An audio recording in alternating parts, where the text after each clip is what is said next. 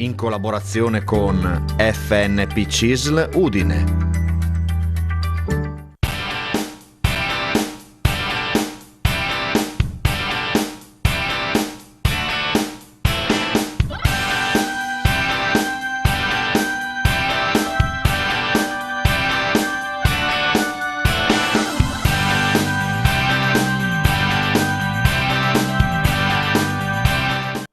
Buon pomeriggio, eccoci puntuali all'appuntamento con lo sportello pensionati.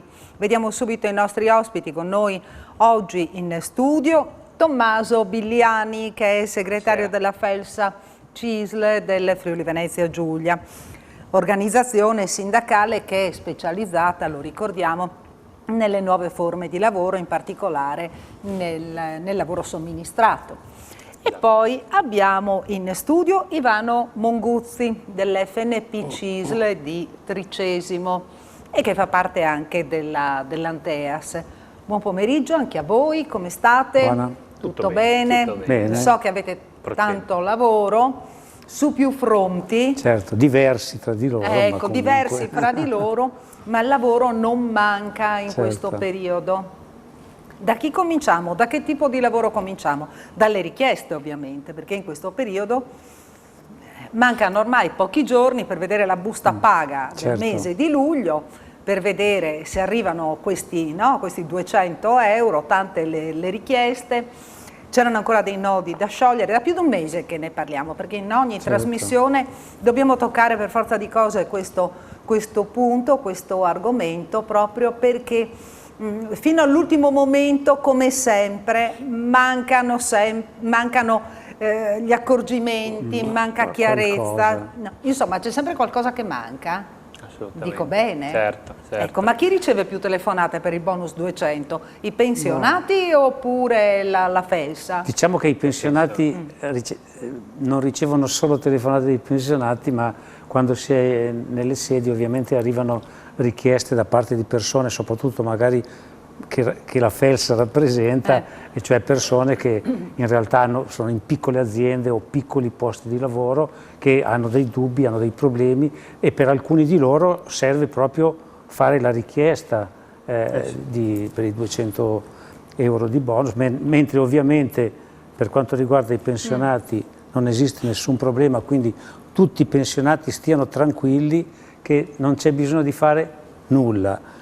Lo stesso vale per i pubblici dipendenti e per il privato, le aziende, diciamo, sembrerebbe, le ultime indicazioni sono quelle che le aziende consegneranno una specie di autocertificazione per poterlo avere, ma insomma... E anche i liberi professionisti devono presentare quelli qualcosa, devono quelli devono è presentare. ancora più complicato. Esatto. Ecco, ancora più No, lì complicato. fra l'altro mi permetto di aggiungere che per fortuna che esistono i pensionati che rispondono alle richieste, perché in particolare categorie come la nostra che hanno tantissime casistiche, perché ci sono gli stagionali, quelli a chiamata, se dovessimo rispondere a tutti in questo periodo veramente faremmo il call center anziché il sindacato, quindi per fortuna che ci sono i volontari dell'FNP, perché altrimenti non potremo far fronte, insomma, alle tantissime richieste. A proposito, ecco, anche per quanto riguarda i somministrati, loro percepiranno? Allora, sì, perché sono lavoratori dipendenti, quindi rientrano in quella casistica lì più o meno standard. Alcuni dubbi stanno sorgendo rispetto ad alcune fattispecie, diciamo, no? Perché sappiamo che, mi pare l'abbiate già spiegato anche nelle scorse puntate, il bonus 200 euro verrà corrisposto con la retribuzione del mese di luglio, così dice il decreto. No? Non chiarisce però se il mese di competenza è luglio o il mese di cassa, cioè quando fisicamente prendo i soldi. A luglio dovresti percepire lo stipendio del mese di giugno, però ti dicono nella busta paga di luglio. Faccio un esempio, la scuola a luglio prenderà lo stipendio di luglio, alla fine del mese prenderà quello dello stesso mese. Il somministrato, come anche comunque la maggior parte dei dipendenti, a luglio prende la paga di giugno, però se il contratto è scaduto il 30 di giugno si pone ci sono agenzie che interpretano in un modo, quindi per cassa e chi per competenza, aggravato dal fatto che se al 30 di giugno mi scade il contratto e apro la NASPI, non lo prenderò neanche sulla NASPI perché il requisito è essere in NASPI a giugno. Quindi diciamo che siamo di fronte a una stagione in cui ormai da tanti mesi siamo in una legislazione di guerra, per cui c'è un'iperattività nel normare le cose per far fronte a esigenze costantemente in evoluzione e poi però mancano i chiarimenti operativi. E noi quindi siamo un po' privati. in difficoltà. E quindi i privati, i dipendenti di aziende private, se lo ritrovano nella busta paga di luglio? O allora, la maggior parte... Quando lo prendono materialmente? A luglio o ad agosto? Questo è.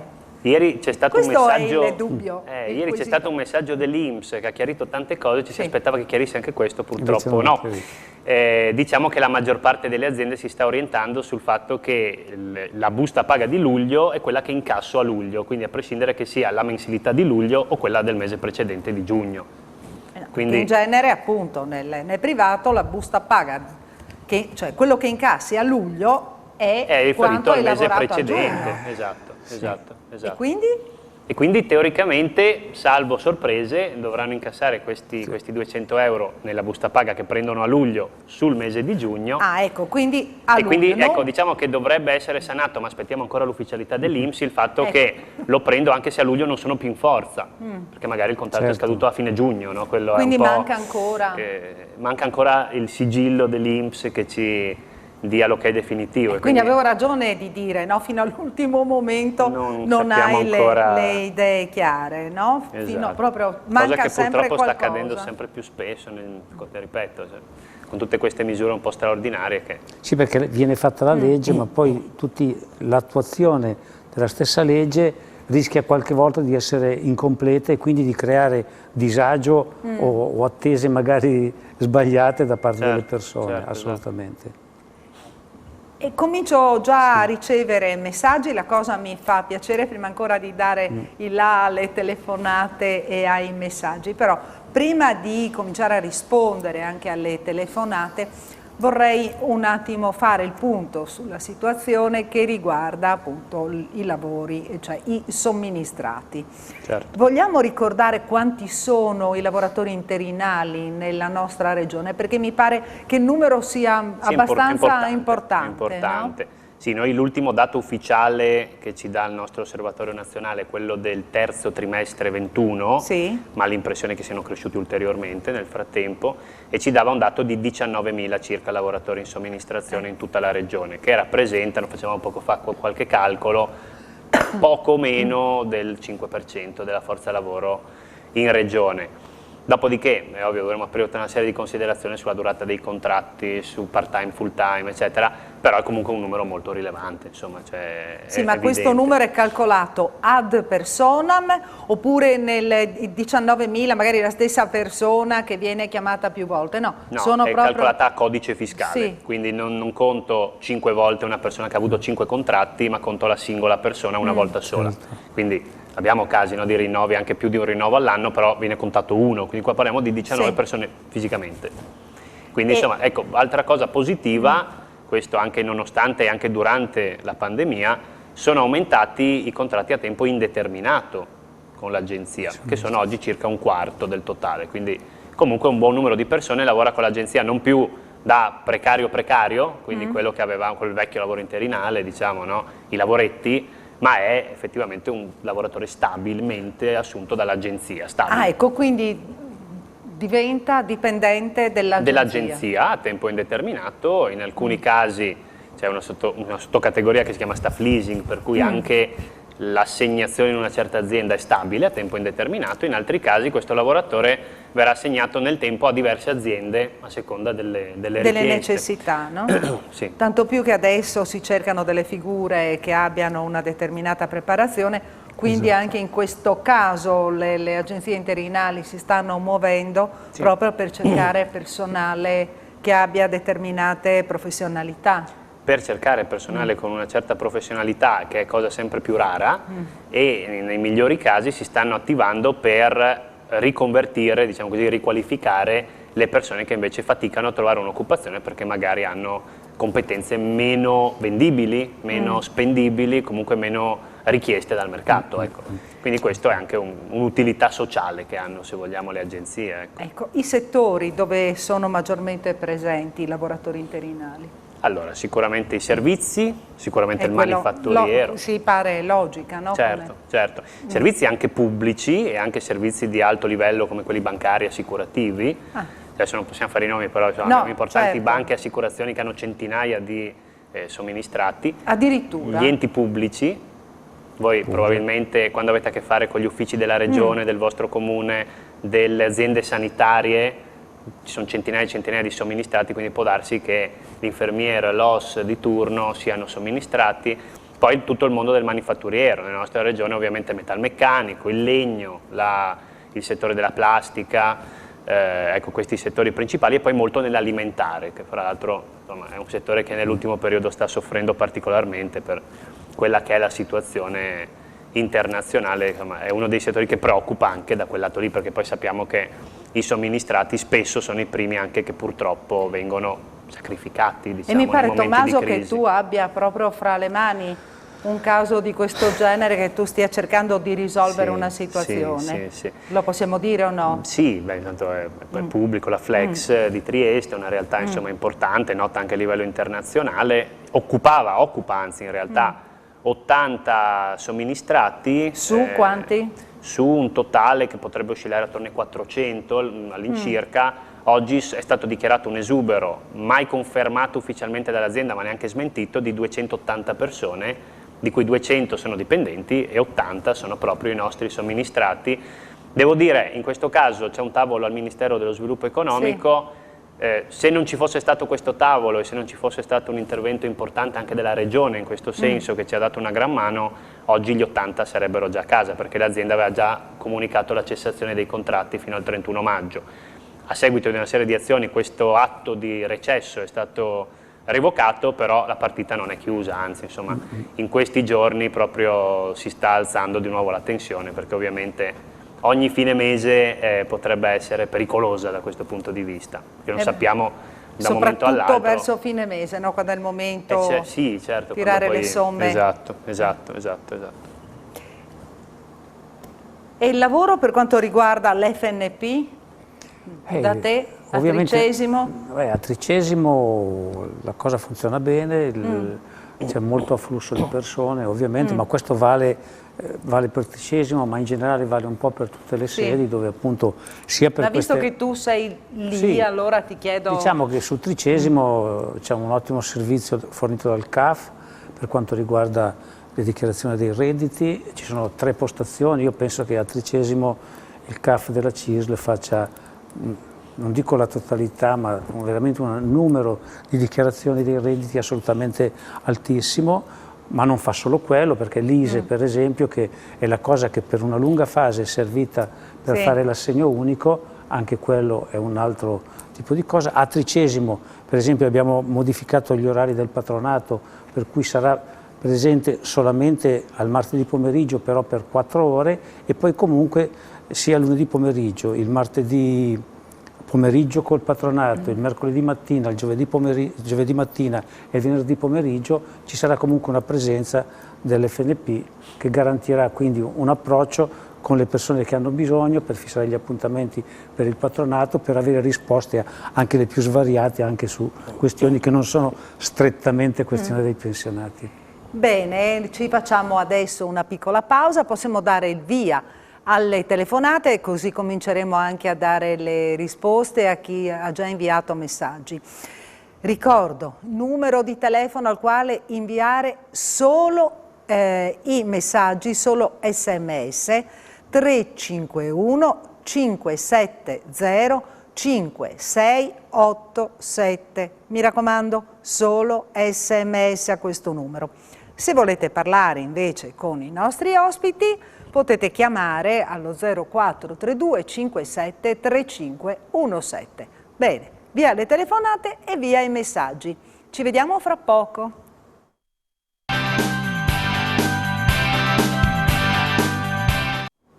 Ed eccoci nuovamente in studio. Abbiamo dato là le telefonate, abbiamo subito un telespettatore o una telespettatrice che è in linea. Con chi parliamo? Buon pomeriggio.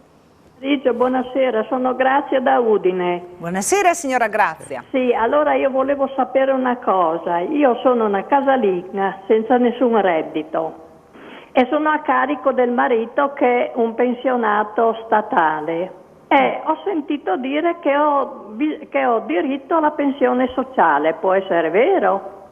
Devi fare la domanda. È vero che ha diritto alla pensione sociale. Ma- Lei non ha mai lavorato? Sì, ho lavorato, ma dopo all'INPS mi hanno perso i contributi, ho lavorato 3 anni così. Ma sono una casalinga e sono a carico di mio marito in pratica, che è pensionato, e non ho né redditi non ho niente, ecco, in pratica. Questa cosa dipende dal reddito del marito? È certo che dipende dal reddito del marito, e questo è il problema, ovviamente.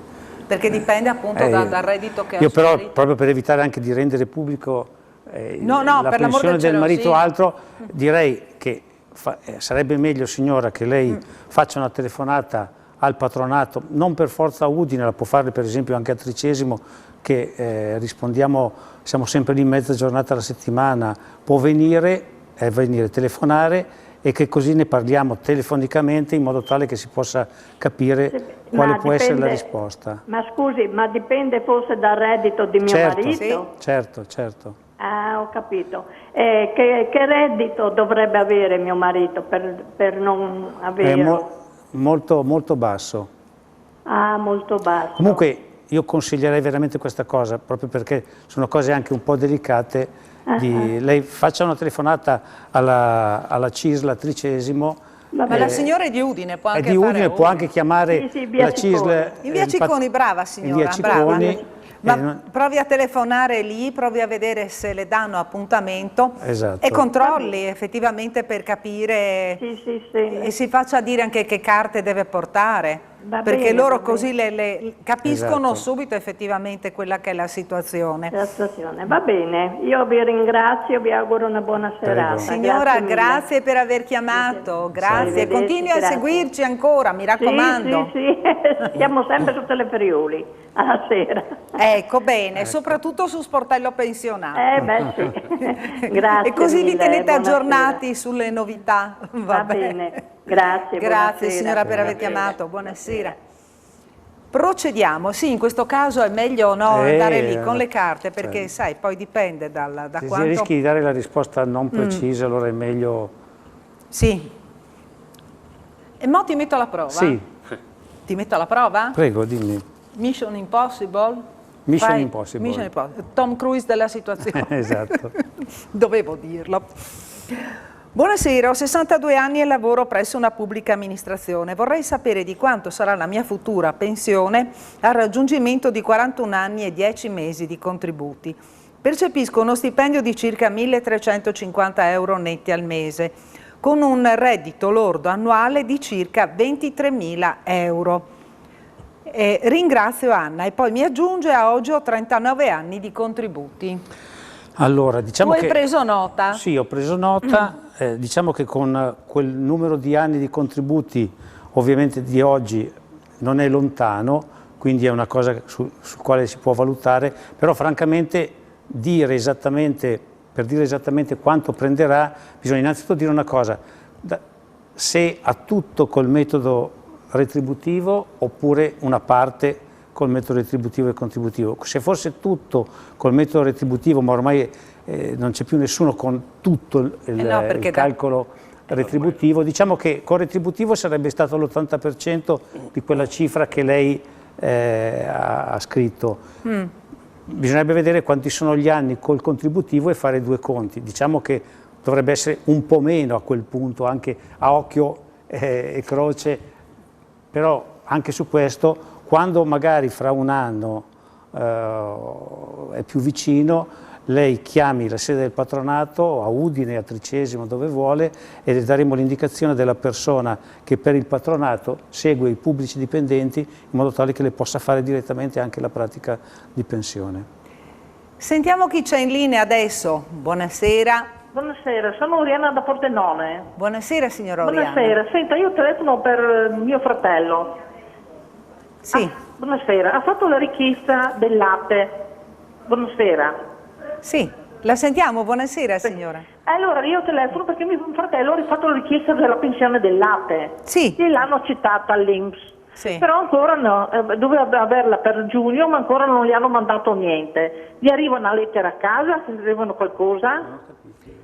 La signora ha presentato, cioè lei parla per suo fratello che ha fatto la richiesta di APE. Ah, di Ape Social. Ecco, sì. di Ape Social, e pensava di avere la risposta entro giugno, però al momento non ha. Quando ha fatto la richiesta, ha detto? Quando è stata fatta la richiesta di Ape Social? Pronto? No, gliel'hanno accettata la domanda. Sì. Quando? Solo che ancora non gli è arrivato nessun Ma contributo. quando? A marzo ha fatto la domanda ancora. A marzo? Sì. Sì. E insomma, Aprile, maggio, giugno dovrebbe è essere. venuta al patronato INAS a fare la domanda oppure l'ha fatta da qualche altro? Sì, l'ha fatto all'Inca. Dove l'ha fatta? A Udine o dove? A Pordenone A Pordenone, Pordenone. scusi. Boh, diciamo che i tempi, siamo lì, diciamo che magari A Pordenone. una telefonata al patronato a Pordenone per avere una notizia sarebbe il caso. Comunque i tempi potrebbero starci, ecco. Perché si è fatta a Come marzo, tempo, sì. aprile, maggio, Perché non è, giugno. le normali pensioni, non l'Ape Social, hanno tempi più brevi adesso, però per l'Ape Social la cosa è un pochettino più complessa e quindi ci potrebbero stare, come periodo potrebbe starci, però bisognerebbe verificare anche che complicazioni magari può aver avuto la pratica, però lì bisogna sentire l'operatore dell'INAS che le ha fatto la domanda. Pronto? Sì, sono qui. Ecco, ha sentito signora, quindi provi a richiamare la persona che le ha fatto tutte le pratiche, che provi a vedere se effettivamente ci sono stati degli intoppi. Problemi. Sì. Perché io volevo solo sapere se gli mandavano una carta prima che gli arrivasse. Avvisano? Comunque di solito il patronato riceve la risposta, anche il patronato da parte dell'INPS, quindi se lei sente il patronato le può dare qualche notizia in più, ma soprattutto può anche verificare direttamente sul sito dell'INPS la pratica a che punto è e qual è il problema che magari può creare un ritardo. Però bisogna parlare con chi le ha fatto la pratica, le ha aperto la pratica. Signora, c'è ancora? Sì, sono qui. Ha sentito? Sì, ho sentito cosa mi ha detto. Ecco. Beh, Allora, intanto io vi ringrazio grazie a lei per aver chiamato. e arrivederci, buonasera. Buonasera, buonasera. Ci tenga al corrente eventualmente, se riesce a risolvere la questione. Ci ha già salutati. Sì. Messaggio, ho un lavoro part-time di 2 ore e ho la pensione di inabilità civile. Ho diritto al bonus in busta paga? E qui certo. facciamo entrare in gioco Tommaso. Sì. Stavo per chiamarti Thomas, chissà per quale motivo, ti chiamavo in friulano. Va bene. Ma allora, diciamo che come dipendente part-time immagino che non superi i 35.000 euro di reddito, dunque dovrebbe prenderlo sulla busta paga. Vero è che temo possa prenderlo anche sulla pensione, quindi dovremo capire lì chi eroga cosa, no? Perché in realtà ci sono 2 posizioni sulle quali potenzialmente, con poi l'aggravante fra l'altro che, se non ricordo male, qua correggimi Ivano, sui dipendenti io 35.000 euro faccio riferimento solo al reddito da lavoro dipendente, Sì, sui certo. pensionati tengo conto anche di tutti i redditi, esatto. no? Quindi lì purtroppo bisogna aspettare, cioè il consiglio mio potrebbe essere di vedere se sulla busta paga del mese di luglio arriva, eventualmente non rilasciare eventuali dichiarazioni o cose, non procedere con INPS perché altrimenti si rischia di prenderlo 2 volte. Ecco. In alternativa vorrà dire che pagherà l'INPS sulla pensione e quindi in ogni caso entrambi credo manderà all'INPS, non so, il datore di lavoro sicuramente manderà un'autodichiarazione del reddito, quindi l'importante è compilare e inviare l'INPS quello. non penso, ma il datore di lavoro chiederà per forza una autocertificazione. Quindi poi magari sarà il datore di lavoro sì, appunto, è talmente complessa ancora la cosa che non si capisce operativamente chi farà cosa, ma comunque diciamo che la cosa potrebbe risolversi a luglio quando magari lo prenderà in busta paga. Certo. Andrò in pensione, altra Mission Impossible, andrò in pensione fra 3 anni, posso sapere quanto prenderò di assegno pensionistico, ho 58 anni con 40 di contributi, versamento misto. Però se non si sa quanto percepisce, già comunque... È molto simile alla risposta è molto che simile, abbiamo dato prima. Sì. Qui potrei solo aggiungere che... E qui però non c'è né importo, non c'è nulla. Non c'è niente, No. vale però il discorso fatto prima. sul pezzo che riguarda il periodo col calcolo retributivo, cioè con 40 anni di contributi è l'80% perché è il 2% per ogni anno. Per quanto riguarda invece il contributivo ovviamente dipende da quanti contributi sono stati versati e da come viene fatto il conto. Certo. Però diciamo che la condizione è vicino alla pensione, addirittura volendo, anche se poi c'è sempre il discorso che può fare addirittura l'opzione donna, volendo, anche se ovviamente ha un calcolo a quel punto tutto contributivo sull'insieme della pensione e quindi potrebbe non convenirgli, però insomma diciamo che potrebbe essere nelle condizioni di fare quello. E anche quota 100. E anche quota 100. Sì. E anche quota 100, sì. Anzi, meglio, quota 100. Oh, adesso arriva vicino comunque i contributi, è abbastanza sotto la signora. Quindi. Comunque una volta fatta la consulenza il patronato gli dà tutte le varie alternative. Certo, tutte le opzioni. Questo è comunque un caso dove magari conviene che venga al patronato, fissi un appuntamento se serve, che gli facciamo l'estato conto certificativo in modo tale che abbia la situazione precisa e sappia quando poter dare le dimissioni. Sentiamo chi c'è in linea adesso. Buonasera. Sì, Angelo, buonasera. Buonasera. Con i patronati e l'INPS siamo molto arrabbiati. Perché? Mancava solo questo dopo del Covid e la guerra in Ucraina. Perché? Allora un piccolo dato, l'ultimo tassello, così non la faccio lunga. Il mese di marzo, adesso il mese di marzo meno 90 euro, mese di aprile meno 200 euro, mese di maggio meno 200 euro, mese di giugno meno 200 euro, senza nessuna motivazione. Sono rincasato adesso del patronato SIS, anche lui non sa che capo pigliare. Ho fatto un ricorso il 10 maggio, nessuno risponde. Insomma, è una cosa veramente super vergognosa che l'INPS, come si sta comportando l'INPS, con i pensionati, soprattutto persone che vivono sole, lontani, anziani e quant'altro, quelli mi hanno risposto nella montagna, per un aneddoto da aggiungere, perdono tutto, quando è buio vanno a dormire, quando si alza il sole si alzano. Chi li assiste, chi li vede? L'INPS gioca all'azzardo con loro.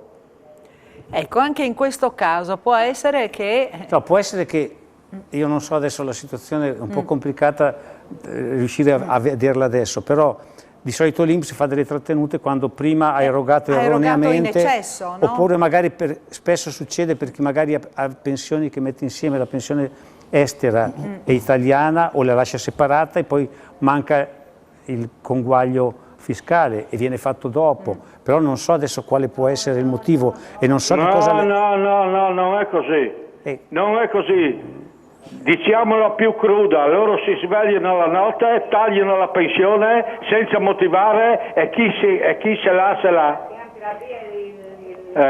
Ma al patronato, che lei ha detto che è stato al patronato? Il patronato ha fatto il 7 di maggio, ho qui le carte, ha fatto un ricorso, stasera l'ho sentito verbalmente e mi sono recato anche senza appuntamento, mi ha detto attendiamo, vedremo, speriamo in Dio che sia la mandi buona. Sì, lo vedo molto disarmato il patronato, perché non riesce neanche a contattare, si arrabbiano giustamente anche gli addetti al patronato, perché dicono non riusciamo neanche noi a venirne a capo con l'INPS, non ci rispondono, non li sentiamo, non danno i contatti telefonici. Ecco, quindi è una situazione un po'... essendo già stato al patronato è francamente difficile. Una volta eravamo un po' fortunati a Codroipo che avevamo qui la sede, sono scappati di notte, non c'è più nessuno. Sono scappati. Ma lei a che patronato è stato? Come? A che patronato? In quale patronato? Alla CISL. Sì, ma dove? Patronato CISL, in via Montenero. A Codroipo? A Codroipo. A Codroipo. E niente, lì bisogna solamente che star sotto al patronato e vedere che cosa riesce a combinare, se riesce a capire effettivamente comunque, che cosa può essere successo. Vanno perlomeno a capire il perché. Certo. Comunque ci sono... Mi ascolti, ci sono persone brave al patronato a Codroipo, quindi... Come? Ci sono persone al patronato a Codroipo che sanno come fare il loro lavoro e quindi bisogna solo avere... Lei ha ragione perché... Nel settore fiscale sono bravissime tutte le impiegate. Ora, lascia un po' desiderare, secondo me, l'altra parte. No, d'accordo. Lei deve sapere che lì sono bravi e che le risolveranno la situazione, deve solo avere un momento forse di un po' di pazienza, pazienza. sì. Che prima o poi te ne vengono a capo sì. sicuramente. Va bene. Angelo da Codroipo. Va bene. Grazie Ciao, per aver Isabella. chiamato e credo proprio di averti riconosciuto dalla voce, perché quando mi ha detto Angelo Codroipo ho subito abbinato. Ciao, un saluto a tutti voi. Un saluto, grazie. Speriamo ti risolvano la questione quanto prima. Casomai ti farò sapere. Ecco, fai sapere e ci chiami anche in trasmissione, va bene? Grazie per aver chiamato. Mandi Angelo, mandi. E noi ci facciamo una piccola pausa per la pubblicità, ci ritroviamo qui in studio tra qualche istante. Rimanete con noi.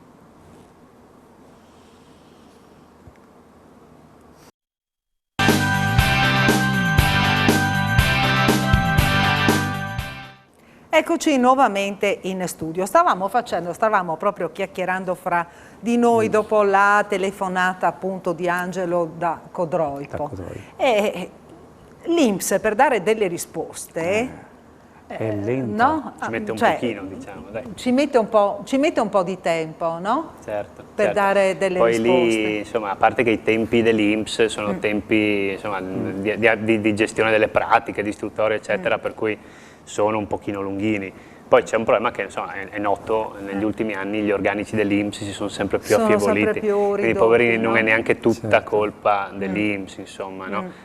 Poi si sono accumulate anche sempre più cose che deve fare direttamente l'INPS, bisogna anche, cioè l'INPS avrà i suoi, diciamo così, torti, però ci sono anche delle motivazioni a questi ritardi che non sono così semplici, ecco, non è così semplice, non basta picchiare il pugno sul tavolo per ottenere. No? Ha assorbito anche altri che non sono solo quelli dei lavoratori dipendenti, insomma la situazione è ovviamente ha le sue problematiche. Poi il signore ha ragione insomma, a essere arrabbiato, però più che con il patronato che ci dà una mano, voglio dire, con l'INPS che insomma fa quello che arriva, probabilmente un po' più in su dovrebbe guardare rispetto a quelli che sono no? I tagli che vengono fatti, le cose. Poi calcolando che la pratica in fin dei conti il 7 maggio sì, non ho capito se marzo o maggio, non ho capito se marzo o maggio è il ricorso. Sì, comunque diciamo che per la persona che ha bisogno di ricevere una risposta è sempre tanto il tempo.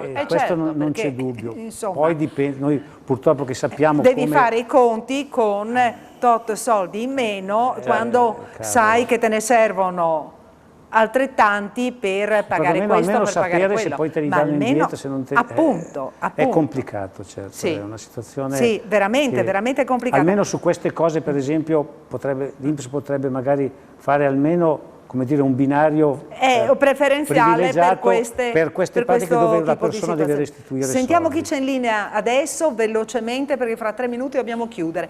Buonasera. Sono Bruna da Coseano. Volevo solo chiedere, se due sono disoccupati, non hanno nessun reddito, non hanno niente e vivono con la pensione del suocero, e come devono comportarsi? Avranno diritto a qualcosa, dato che non hanno reddito di cittadinanza? Non hanno niente. Non hanno fatto richiesta di nulla? Perché non hanno diritto al reddito di cittadinanza? No, perché avendo la casa non hanno diritto. Non hanno diritto? E quindi che possibilità ci sono? Qui abbiamo... non è una possibilità normata ad oggi, cioè nel senso che i disoccupati che prendono la NASPI lo hanno sulla NASPI, chi ha reddito di cittadinanza sul reddito di cittadinanza, e quindi al momento non si prospetta nulla. Quelli che non hanno niente non prendono niente. Verrà probabilmente modificata, cioè, io penso che questa normativa con tutti i buchi, le lacune che ha verrà sicuramente aggiornata. Sì, ma prova a pensare, perché sono titolari di casa, ma sono disoccupati e vivono certo, perché il parametro del reddito di cittadinanza è l'ISEE, per cui ci va dentro anche il patrimonio. Ci va dentro anche il patrimonio. Perché hanno mia figlia perché c'ha la casa. anche se non ci vive lei, ma ci vivo io. E questa non ha diritto. Va bene, Certo. Aspettiamo. Ma stanno cercando occupazione, signora? A Gorizia è una barriera talmente, sì, le danno 2 ore di lavoro e a Lignano, 2 ore al giorno a Lignano per 4,50 €, mi dica lei. Beh, non penso che sia una cosa regolare però. Sì, Dalle cifre che sta dicendo vuol dire 4 euro. non è colpa dei suoi figli, ma però anche l'invalidità del 50%. insomma. Sì, beh. Ma lì la signora a chi si può rivolgere? Perché appunto, essendo in una situazione di questo genere, Tommaso, tu che ti occupi di lavoro somministrato, provare a chiedere un'agenzia interinale a questo punto. Esatto. E eventualmente sì, si può rivolgere anche agli uffici del sindacato, anche lo sportello lavoro che fa questa attività di tramite un po' anche noi come Felsa, un po' le strutture della CISL, insomma, aiutano a far arrivare i curriculum nelle agenzie giuste, diciamo così, e aiutare un attimino sicuramente la cosa migliore. Faccia quel tentativo lì, signora, che trovino occupazione in maniera diversa rispetto a quella, no? Rispetto alla strada che stanno seguendo adesso. Purtroppo dobbiamo chiudere, signora, auguri per... Ciao Tommaso. Ciao. Magari ci tenga al corrente, noi siamo qua ogni mi sembrava mercoledì. una bruna notta dalla Come? Mi sembrava una bruna notta dalla voce. Una bruna? No, ciao Tommaso, ho capito quale bruna è che ci chiama. Sì. Ah, ecco, quindi... Beh, qui oggi telefono, oggi le conoscenze. Chiamate. Ah, ecco. Esatto. Sì, ma dobbiamo chiudere, mancano 14 secondi. Signora Bruna, grazie per aver chiamato, grazie ai nostri amici telespettatori per averci seguito. Dobbiamo chiudere la trasmissione, dobbiamo chiudere anche messaggi e tutto, grazie. Grazie a Ivano Monguzzi, grazie a Tommaso Bigliani. Ci vediamo mercoledì prossimo, sempre alla stessa ora, alle 18:15. Spero di riuscire, che i nostri ospiti riescano a rispondere a tutte quante le richieste che giacciono ancora qui oggi. Ci vediamo mercoledì, arrivederci. Ciao.